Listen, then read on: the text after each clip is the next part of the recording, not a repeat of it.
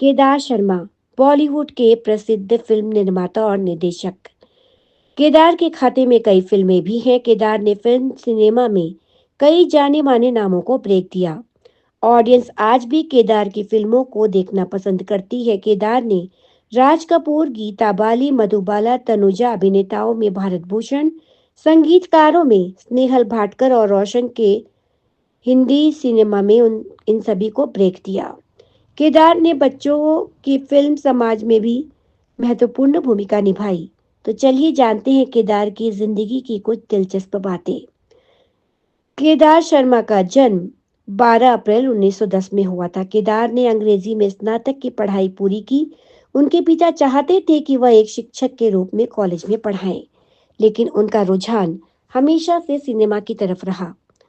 साल 1930 के दशक की शुरुआत में केदार कोलकाता आने के लिए घर से भाग गए थे और पोस्टर पेंटर के रूप में न्यू थिएटर में शामिल हो गए।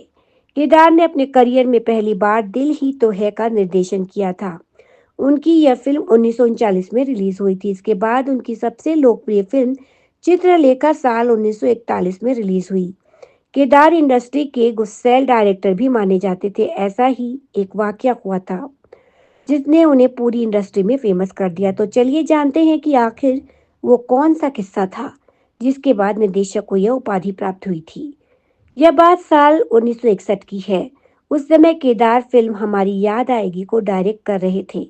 इस फिल्म के एक सीन की शूटिंग के दौरान डायरेक्टर केदार शर्मा ने तनुजा को थप्पड़ जड़ दिया था। उस समय केदार एक सीन की शूटिंग कर रहे थे। उस ड्रामेटिक सीन में तनुजा हंस रही थी। तनुजा की यह बात केदार जी को पसंद नहीं आई और उन्होंने सबके सामने उन्हें थप्पड़ जड़ दिया। इस घटना के बाद वहां मौजूद राज कपूर के भी होश उड़ गए। उनसे बर्दाश्त नहीं हुआ और वे वहां से चले गए थे। यह बात बहुत कम लोग जानते हैं कि केदार और राज कपूर बहुत ही करीबी मित्र थे। राज कपूर इसके पूर्व केदार की यूनिट में क्लैपर बॉय का काम किया करते थे। केदार की यह विशेषता रहती थी कि जिस अभिनेता अभिनेत्री के काम से वह खुश होते उसे पीतल की दुवन्नी देकर सम्मानित किया करते थे। तो बॉलीवुड में आज के लिए इतना ही। मुझे दीजिए अनुमति। फिर मिलूंगी आपसे जल्दी बॉलीवुड की कोई अन्य दिलचस्प खबर या किस्सा लेकर। तब तक के लिए नमस्कार।